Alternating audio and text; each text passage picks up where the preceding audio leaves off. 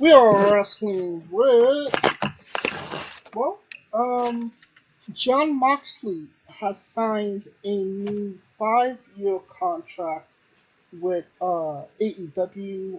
They will be not just wrestling but coaching and etc. etc.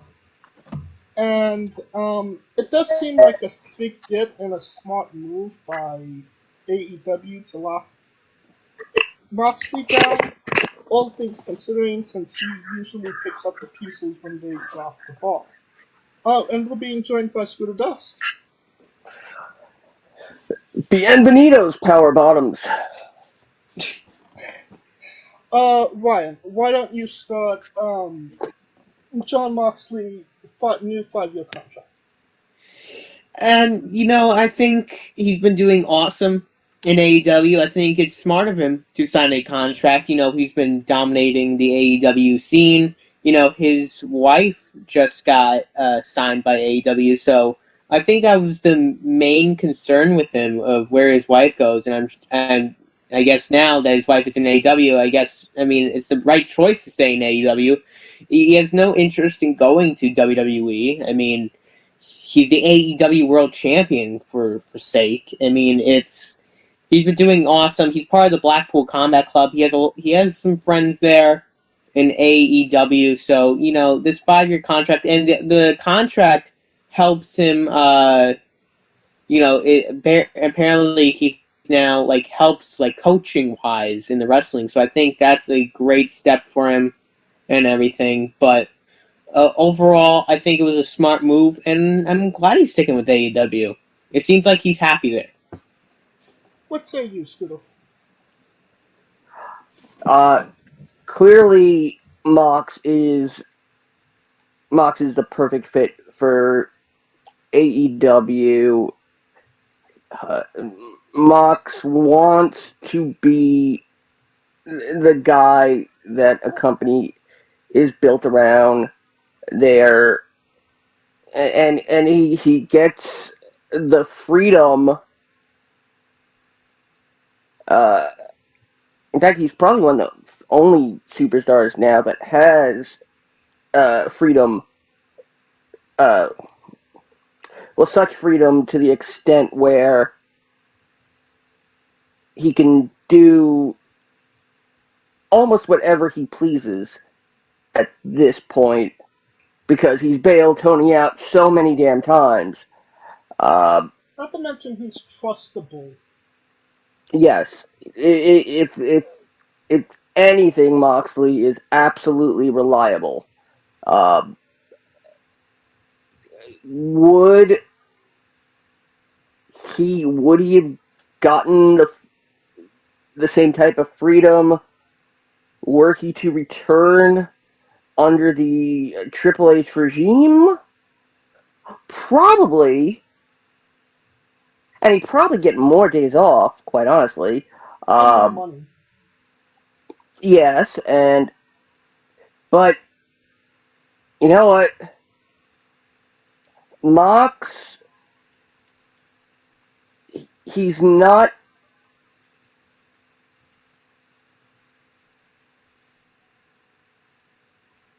a bitter person when it comes in.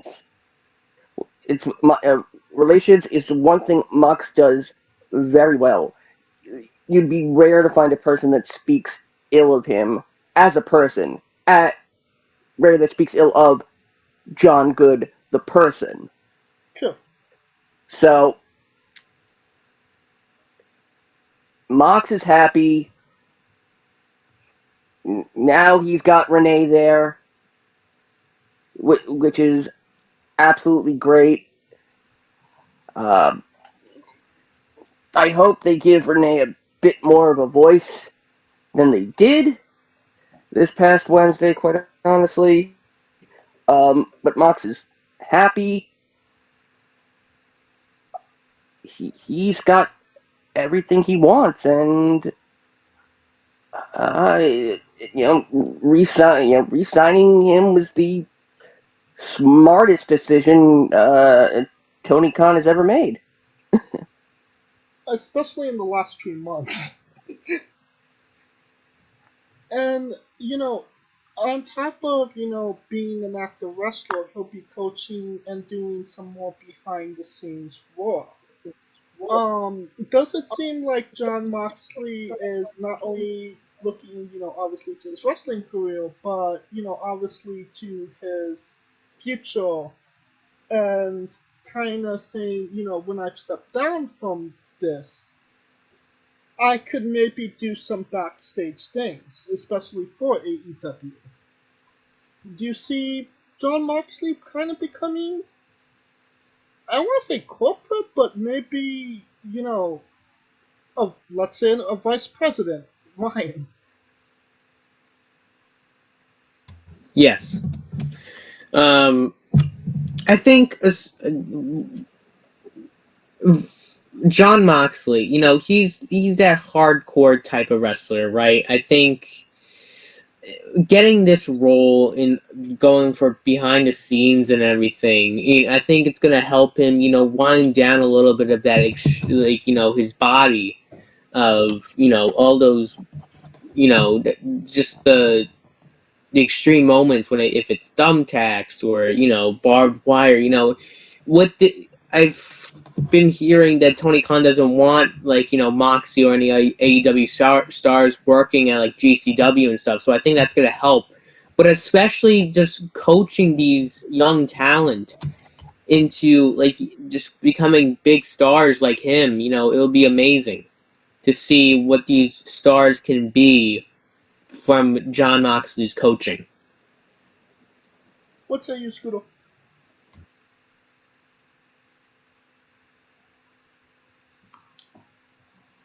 Yeah, I mean,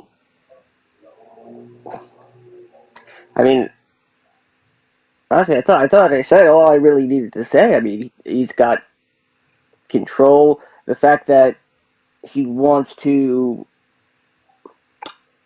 train, students, which I think he's going to try and train them in not in the indie way, but in the way he was trained in NXT. Kind of get him NFC. camera ready. Yeah.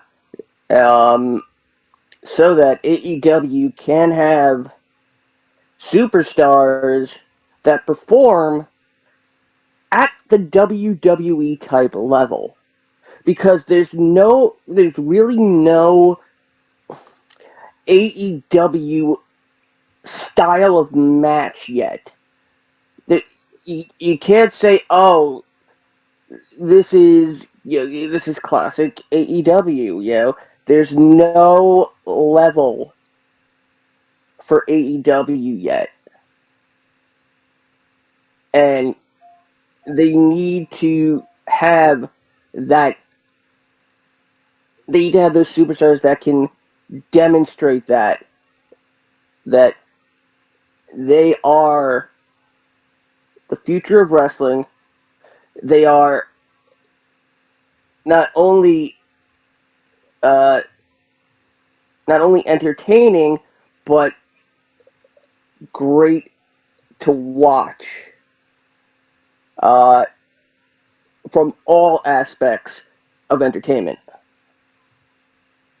You're absolutely right about that. AEW really doesn't necessarily have a type of match that they're really known for. You could say classic AEW, other than just having you know an independent flip gymnastics show, more or less, with their competition, with their wrestlers.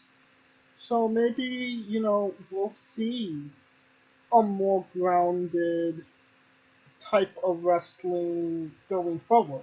If AEW lasts for another 5 years. Right.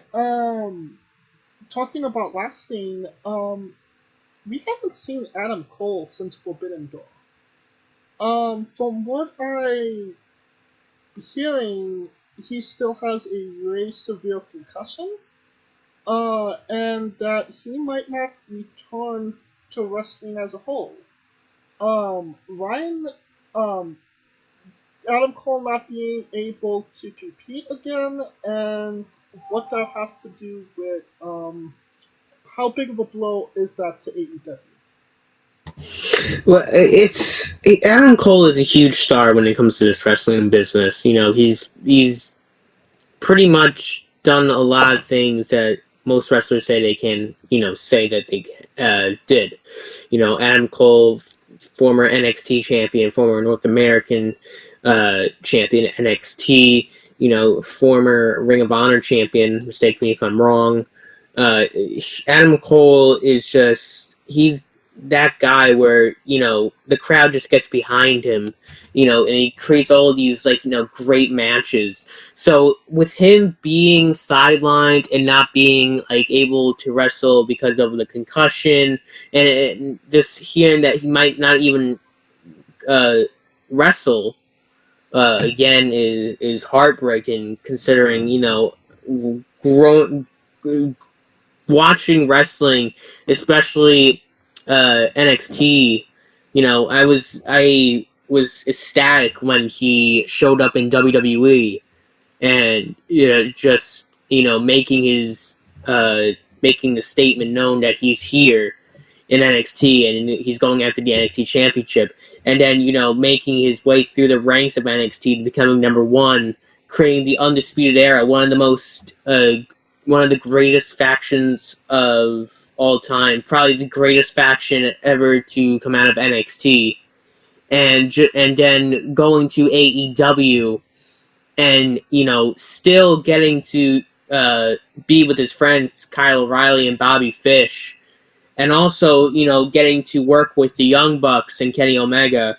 That was something. And then unfortunately with this injury, we might not see those dream matches now, or the matches that we want to see, if we want to see Adam Cole versus Bryan Danielson again, or if we want to see Adam Cole versus some of the young stars like Dante Martin, Jungle Boy, Darby Allin, all those stars. You want to see it again, or you want to see it for the first time. You want to see these matches, and because Adam Cole is just such that big star, that's a huge blow to AEW, because that's an AEW future AEW champion.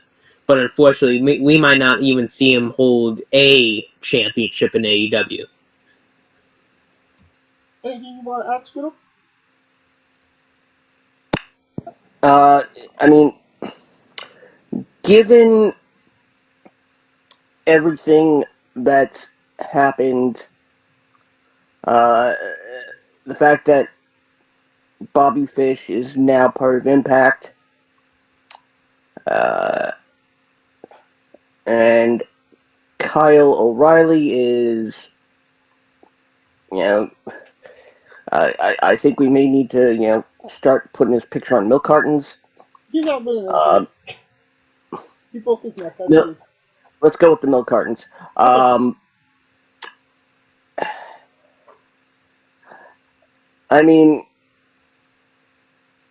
this is going to sound like it's really petty, but I would not be surprised if Adam Cole begged the doctor to say his concussion was more severe than he realized.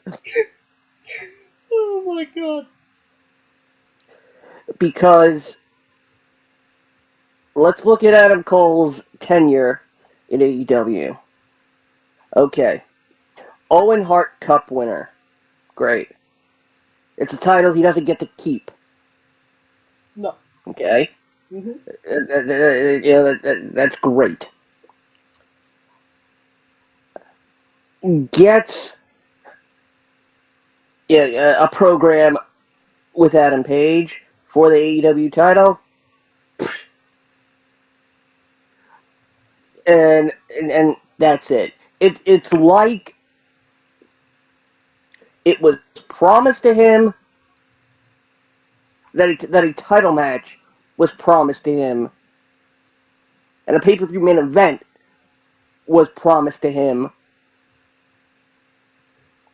and him against Hangman was just Tony fulfilling that part of the contract. And with everything going on in AEW, can Adam Cole survive on his own in terms of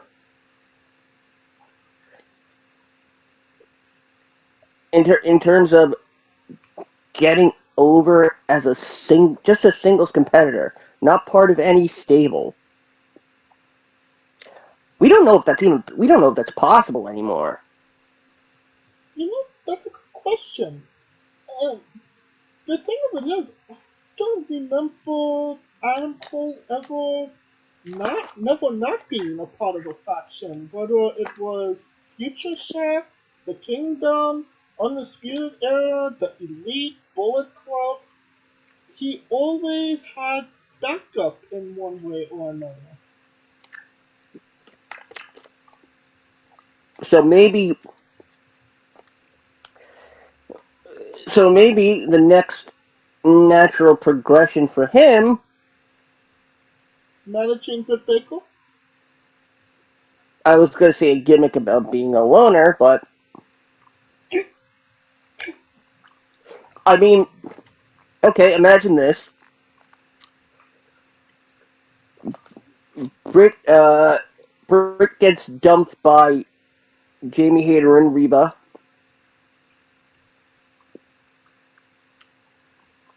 Yeah. She's got nobody. So Adam Cole and Britt Baker come back with the gimmick of being loners. Loners together. And they call themselves the Lone Wolves. I just like to see him There's as... two of them. They're not exactly lone. I like to see Adam sitting at the reception desk at Baker's dentist office, and see Hulk get his name wrong. Only if he wears Candy Striker outfit. Oh, absolutely. Somebody else that kind of feels like they're wearing this Candy Stripe outfit. Ariel Helwani. Helwani. Close enough. Obviously a very respected journalist in MMA, WWE, AEW, interviewed loads of people and talent. Recently said Tony Khan was one of the worst and most frustrating interviews of his career. Um, this comes out of Tony not wanting to say anything about the CM Punk Elite situation. Ryan, your thoughts on Tony Khan not doing an interview but not doing an interview? It's hard. I mean, there's a lot of stuff going on in AEW right now. It seems like the whole backstage situation is getting out of hand in AEW. When one week it's these wrestlers, the next week it's these wrestlers. I'm sure he's got a lot to handle. I think what he should have known is that if he's going to be going into an interview, he's probably going to be asked about that. So he should, if he didn't want to talk about it, he could have just I don't know if he asked it nicely or not, but if he doesn't want to talk about it, in my opinion, he doesn't have to. Now, if it's the way he said it, then I would get it. But that's also a lot of personal stuff. I mean, that's not storyline. I think that's clear at this point. This is not storyline. This is real stuff, and I don't think Tony wants to talk about it because I think he knows that if he talks about it, the media is going to start talking about it more. It's just going to seem like his company is worse than any other company out there, especially with the handling of backstage. And he just doesn't. Again, he just doesn't want his company to look bad, and I'm sure that's what he was looking for in the interview, to make his company look good, not bad. And I think bringing up the whole situation with the the Young Bucks, Kenny Omega, Punk, I think that that was just not what he was looking for. He was just he was just looking to talk good about the company, talk good about everybody, and just doesn't want to get into all that beef. And again, he doesn't. Also, you don't want to hurt anybody's feelings, especially with Kenny Omega and the Young Bucks. You say one wrong thing about them, they'll probably walk out. Which which I don't know if they've already said they were going to walk out or they plan to. But you don't want to upset anybody, because if you upset anybody, people are going to want to go. And I don't think, especially with the state of WWE right now, I don't think he wants anybody to ask for their release, and he wants as many people as he can to stay and perform on his show. Well, we've gone into great detail as all of the people that asked for their releases and not using the people that actually do want to be there. But Scooter, whenever bad shit happens in WWE, when has Vince McMahon ever commented on it or did an interview? Well, that's the thing, is that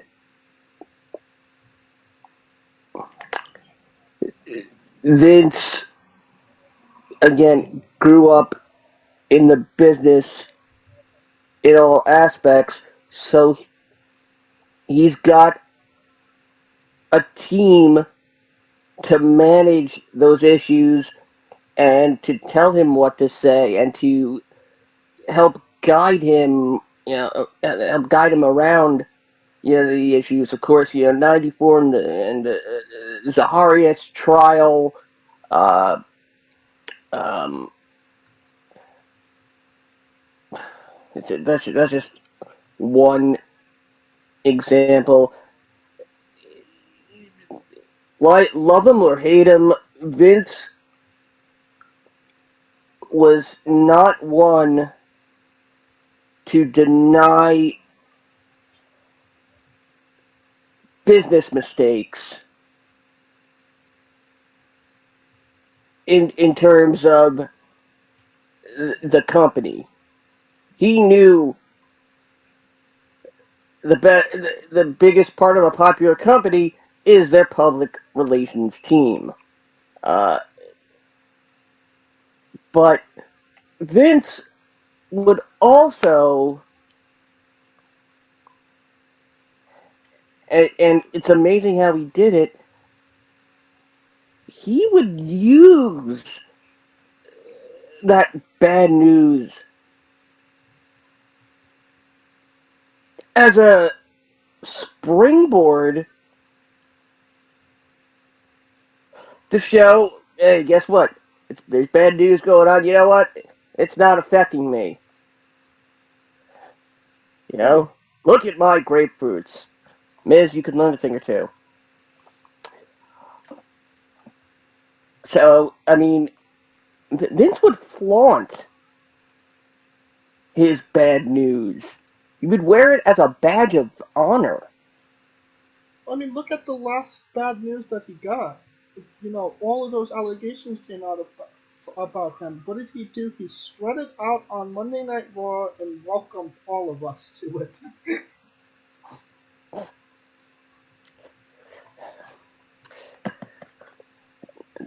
Just wait until we get the Vince McMahon sex tape.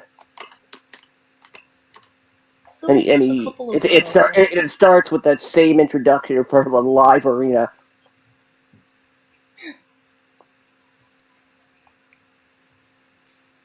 But Tony doesn't. It seems like Tony's always doing interviews with Busted Open Radio. This interviews galore. It's not why you have talent. You don't need to be out there. Vince McMahon barely did one every decade. Stephanie McMahon rarely does interviews involving storylines in WWE. Even Triple H at this point has really stopped doing interviews as well. Back, be the boss. Your time's not needed there. But then again, Tony wants to play Komodo. No? Absolutely, absolutely. Again, he's a franchise owner playing wrestling promoter. Tony's not really being he's not being like a boss like Vince McMahon, or he's more being like everybody's friend. And like, I think that's the way he's putting it, because you see him like hugging people. Vince McMahon doesn't do that because he's the boss. Like, Tony Khan's acting like, oh yeah, everybody's like, I'm your boss, that means I'm your friend. And but being more of a friend and not a boss, that comes with consequences, and the consequences are definitely showing right now for Tony Khan and AEW. Definitely. And speaking of something that will involve consequences, The Rock did an interview explaining that he's the head of the table. We're getting there. We're getting to a Rock Roman match. Ryan, when are we going? Is this going to lead up to WrestleMania, or could it lead to a match prior to this? Well, I think, especially with WrestleMania being in Hollywood this year, Rock is made for Hollywood. Like, when you think of Hollywood, one of the people you think of is Dwayne Johnson. You got to have it on the biggest stage of them all, especially if you have the head of the table, Roman Reigns, versus somebody who proclaims that they're the head of the table, The Rock. They're both part of the same family. And you see Roman Reigns. If somebody doesn't say that he's the head of the table, you see how he gets. He gets mad. So you got to wonder what's going through Roman Reigns' mind when The Rock said that he's the head of the table and not Roman. The Rock is what The Rock was in the business for pro wrestling. He's multi-time WWE champion. He's done a lot of things in the business. The one thing that Roman Reigns has done that The Rock has not is hold a world title for a long amount of time, to the point where it's almost record-breaking territory, where you're getting in the ranks.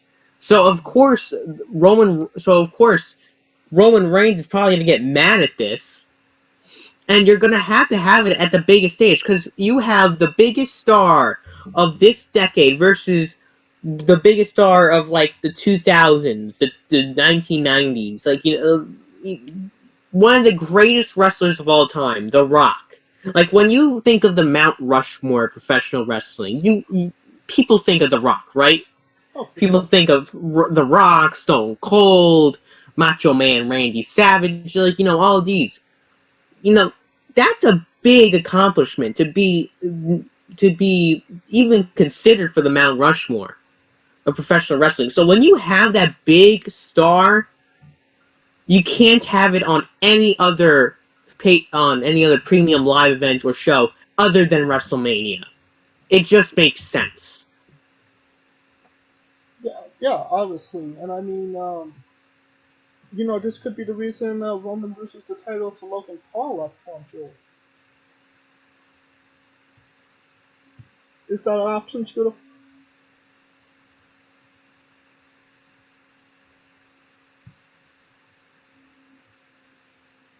Scooter? Wait, how did we get from Logan Paul? How did we get to Logan Paul here? Well, I'm We were asking. talking. We were talking about The Rock. Yes, how could Logan Paul use this to win the title at Crown Jewel? Because obviously that's where this is leading. Obviously The Rock costs Roman Reigns the title at Crown Jewel. James, you have never been funnier in your entire life. Uh, yeah, clearly that's not happening.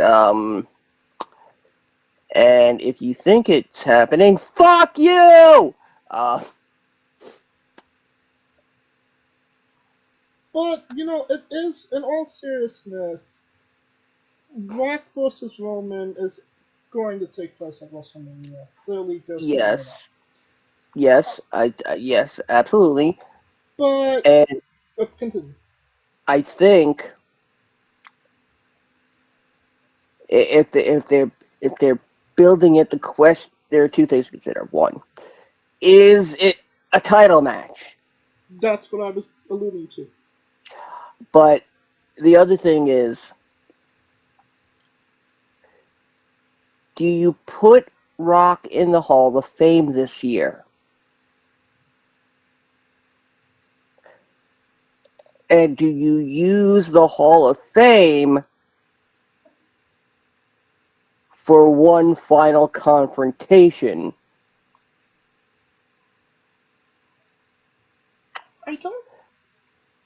The Hall of Fame isn't there to enhance rivalries. It's there to just be a celebration of the former wrestlers.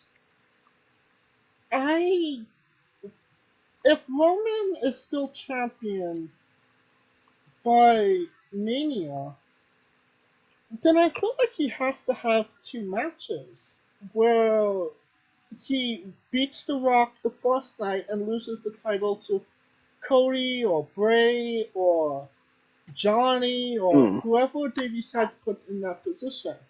Because wasting this legendary run on somebody that didn't need the exposure like The Rock, it makes Roman's reign, no pun intended, feel wasted almost. No? So are you saying it shouldn't rain on Roman Reigns' reign of reigns? I mean, yeah, if it's a Rock, then it rains in Spain. That is Well, mainly in the train. you know, given everything that Roman has been doing, I would not be surprised if we get whatever match is announced for Roman for the title, which we're assuming right now it's Roman and Cody. More or less, yeah. Uh,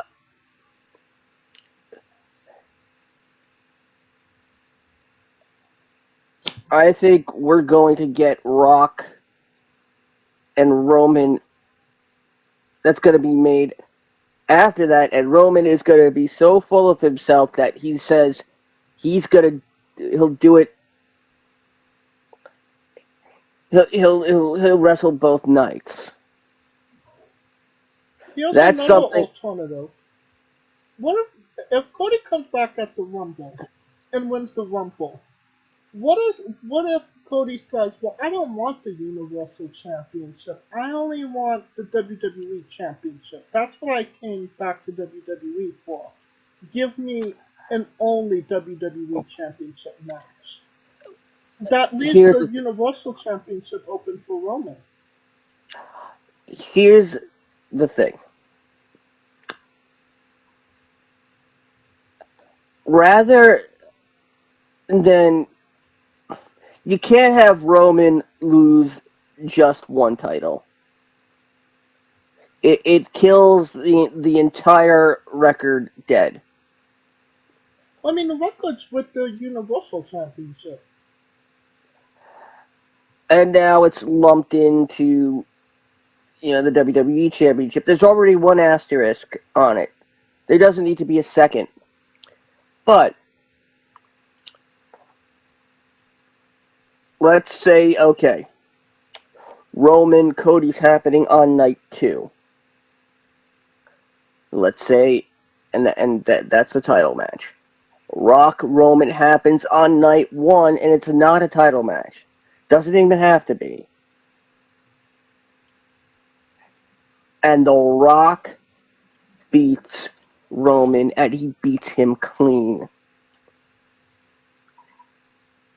So much that the bloodline is starting to really doubt him. Then we go into night 2, Roman and Cody. Now there's a fourth piece to this puzzle, and it's Bray Wyatt. Bray Wyatt needs that ultimate redemption. What better way than, let's say, Bray abducts the bloodline? Ooh.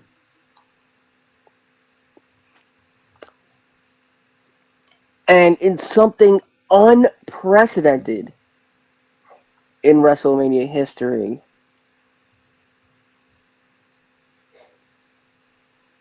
he actually costs Roman the title. You move on to a Roman and Bray feud, and then you have Cody voluntarily give up one of the titles. Well, Because Dusty would have wanted it that way. I mean, I do feel like if Roman is gonna fall, it has to be hard. Yes. And, I always go back to the Okada run where he held it for 2.5 years, 13 defenses. It was the longest reigning and most defending champion of all time at that run. He lost the championship, and then he couldn't buy a win for over a month. So why not have Roman lose to The Rock night 1, lose to Cody the second night for all the belts, then lose and just go down that downward spiral of honestly an identity crisis, because how could you be the head of the table when you lost to the guy that said he was the head of the table, and then obviously lose all the championships to Cody the next night? Yeah. And it's the one man everyone is comparing you to. It's that final shadow that's looming over him. The question is, do we get a SummerSlam rematch between Rock and Roman, where Roman finally puts this issue to bed? But will we care at that point? Not at SummerSlam, but definitely the next year in Philadelphia. And as much as I would love to see Rock Roman 2 in person, they don't need to do that. Please, I feel don't like let them Rock do that. on any show other than WrestleMania is wasted. And if they tell the story with Roman properly, where he has had a miserable year leading up to that match, and he needs to beat Rock to retain becoming the head of the table, then I'm okay with that.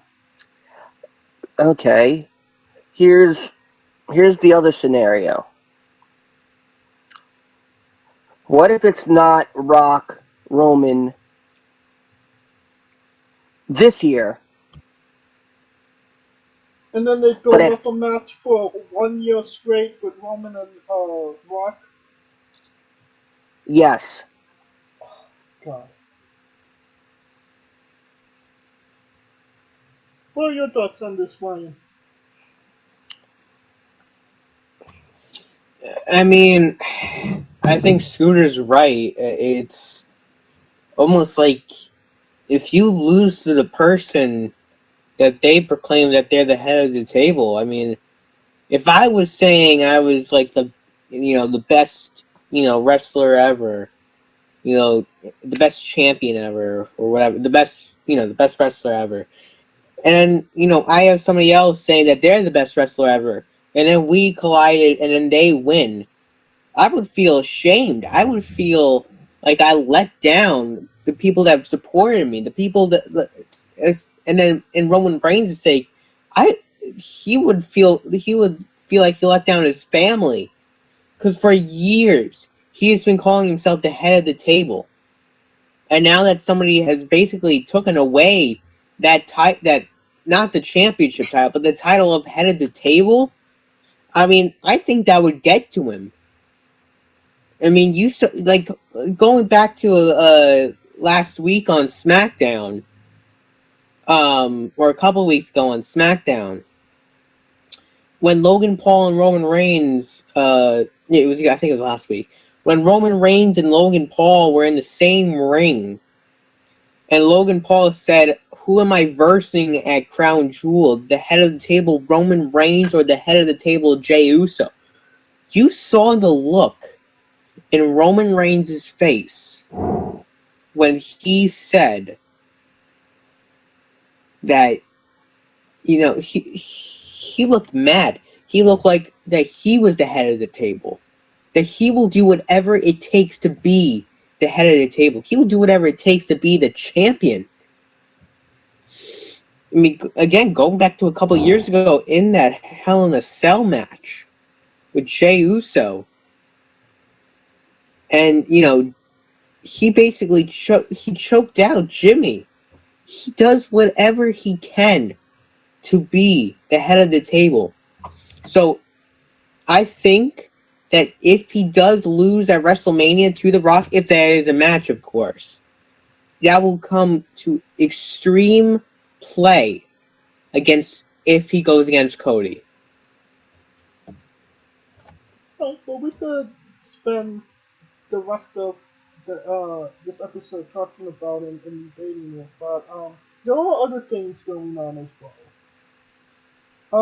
One of the things that happened last Friday was Impact Wrestling's Bound for Glory, and I don't necessarily feel like it was worthy enough to have a full segment on, but not worthy enough to be talked about.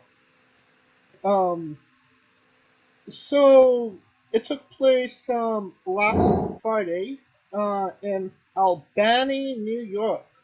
I love that Albany. In the Albany Armory. Um, and Gonna help banning you from this podcast. Audio experience. and the big problem with these shows, it wasn't a bad show, but honestly, nothing spectacular happened on it. I mean, when the biggest news coming out of a paid preview is that Dirty Dango was on the pre-show. You have problems, no, Scooter? I mean, it was worse than Halloween Ends. And we are definitely looking forward to Halloween Begins again.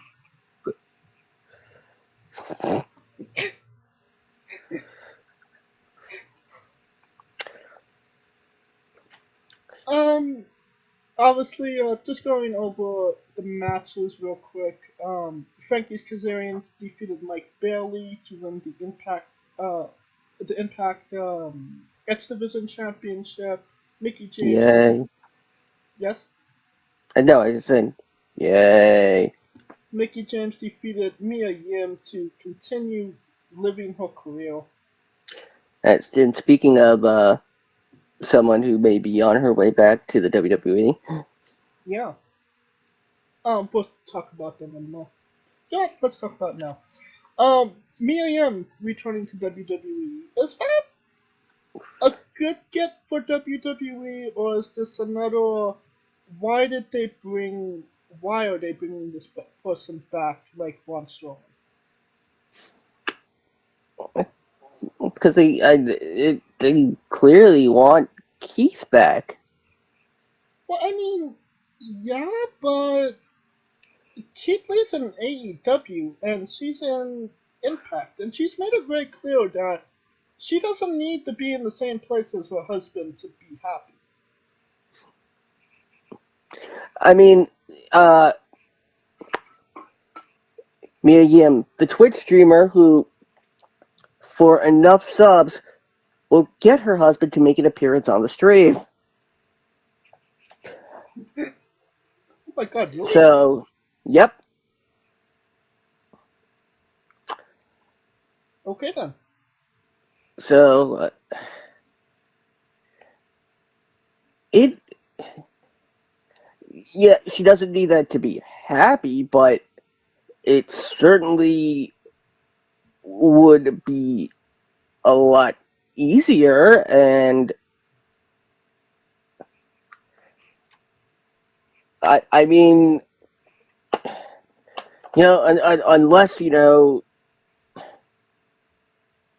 Mia Yim's got a side piece. Yum Yums? I mean, they don't call him Speedballs Mike Bailey for nothing. Okay then. Well, I'm not going. I'm not going there.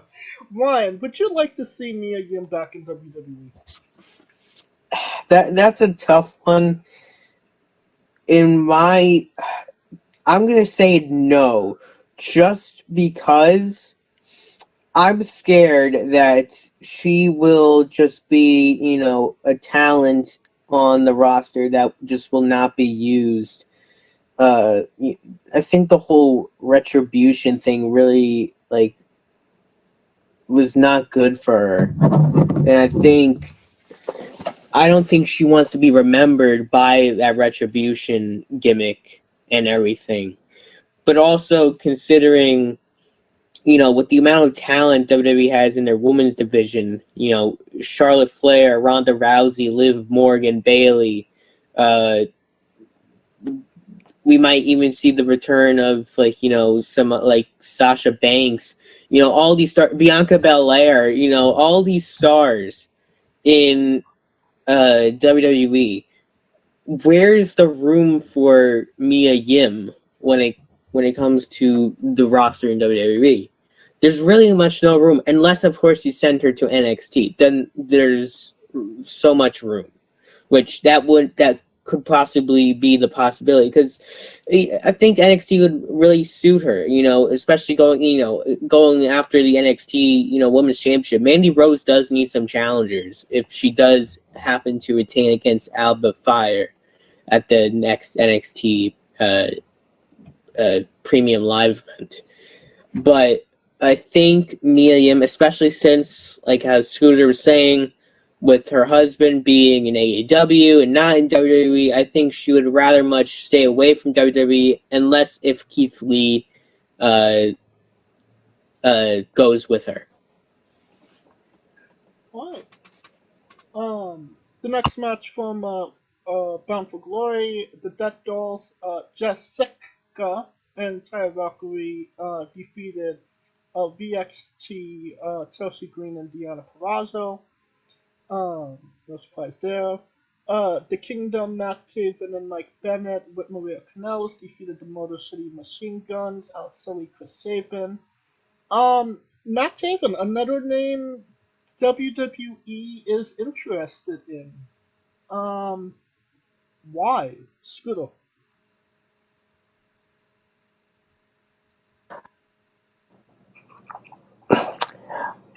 They've they've been looking at Matt Taven for a while. I don't think Triple H could sell anyone on Matt Taven. Prior to Grapefruit Gate.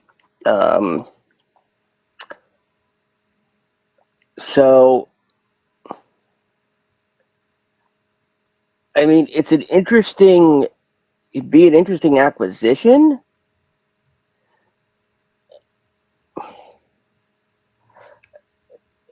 The question is how many WWE fans actually know who Matt Taven is? That's a good question. Ryan, do you know who Matt Taven is? Well, I'll prove Scooter's point. Nope. Quote the Taven, nevermore. Speaking of which, he was inducted in the Impact Hall of Fame that very night by Tommy Dreamer. I'm still waiting for Scotty Flamingo to be inducted. I'll give it some time. The 20-person intergender Call Your Shot gauntlet match. Bully Ray won.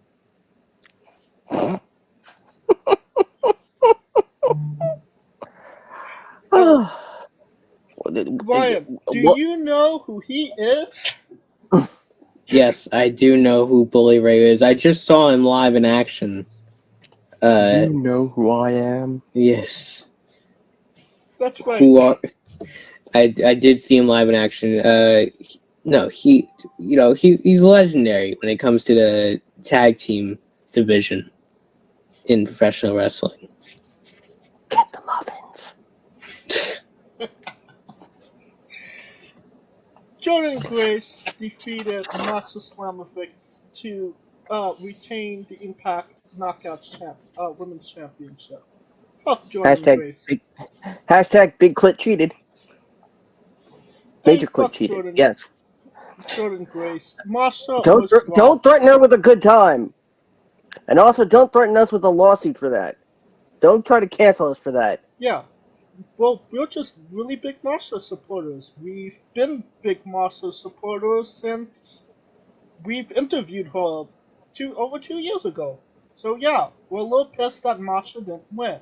For somebody that honestly is in career twilight when it comes to personality, if I'm being honest. But that's a whole other story for a whole other time. And then we got Josh Alexander defeating Eddie Edwards to retain the Impact World Championship. Disappointingly enough, Josh did not get to celebrate his victory. He got attacked again. I mean, why don't they let this guy have a breather, celebrate? I mean, this is the second year in a row. He's becoming the Pete Rose of Impact.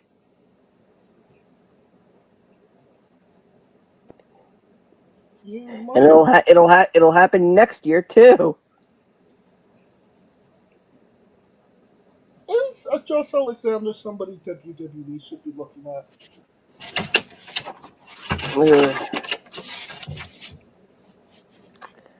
Shit.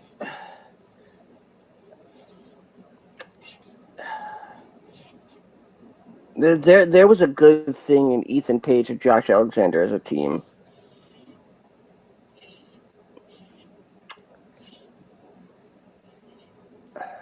Yeah, but I feel like Josh Alexander, when it comes to wrestling ability, he has the potential to be a real threat in WWE.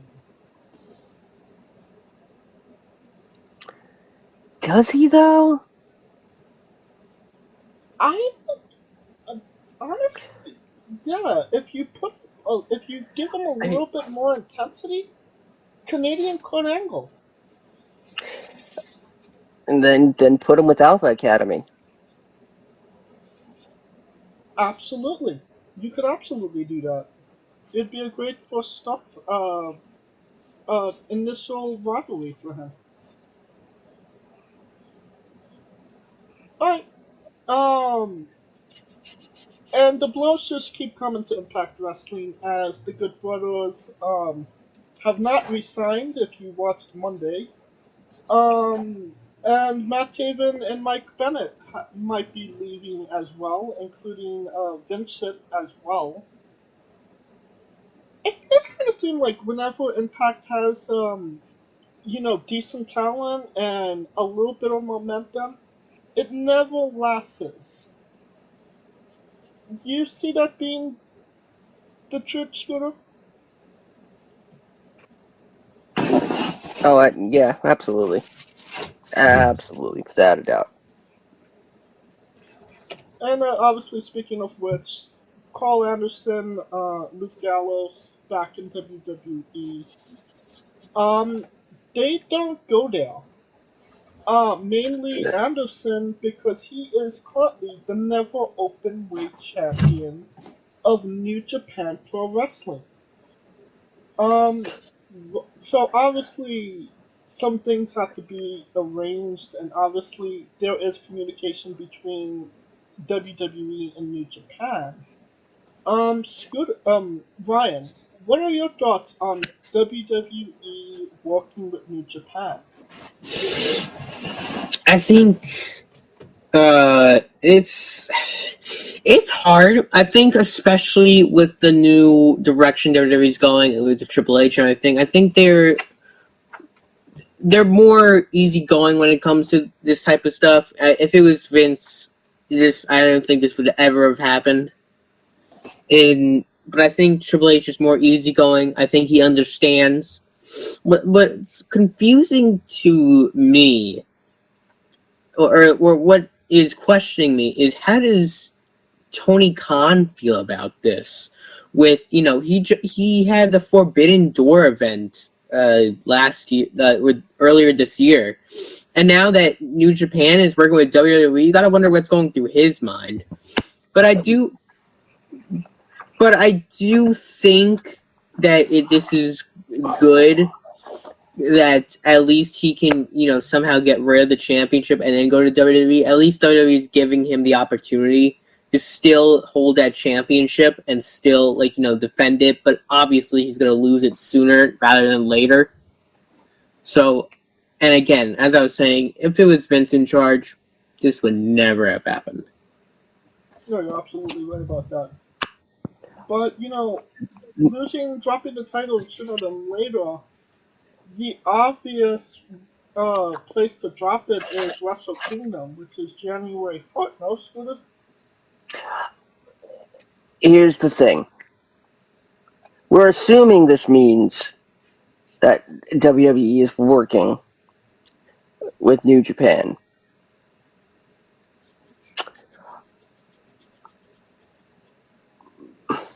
Whether or not Carl Anderson is the one that bridges the gap remains to be seen. However, if this is the case, then yeah, have him drop it at Wrestle Kingdom. And you know what? I'd put money on one or two New Japan stars showing up in the Rumble. Ooh. Interesting. I think we'll continue this conversation for another time when we maybe get closer to, or when more details come up. That'll conclude our coverage of the news. And now a quick word from our sponsors. Hey folks, this is the Colossal Mike Law, and you are listening to Wrestling with Entertainment. Enjoy the show, support these guys. We appreciate it very much. We'll see you at ringside.